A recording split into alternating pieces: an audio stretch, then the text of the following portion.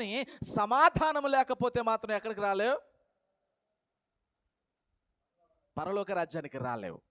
నీ అర్పణ నీవు ఇవ్వకపోయినా దేవుడు దానిని ఓకే అనగలడు, కానీ సమాధానం అనేది నీ జీవితంలో, నా జీవితంలో లేకపోతే ఓకే అనలేడు ఆయన. ఎందుకో తెలుసా? అసలు ఈ భూమి మీదకి వచ్చింది ఎందుకో తెలుసా?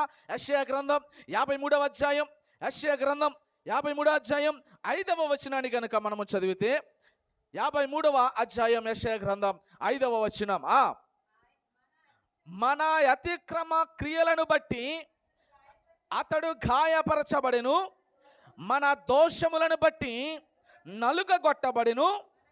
చూడండి చూడండి, మన సమాధానార్థమైన శిక్ష అతని మీద పడెను. దేవునికి స్తోత్రం చెప్పండి. అమ్మా, మనలను సమాధానపరచడానికి సమాధానార్థం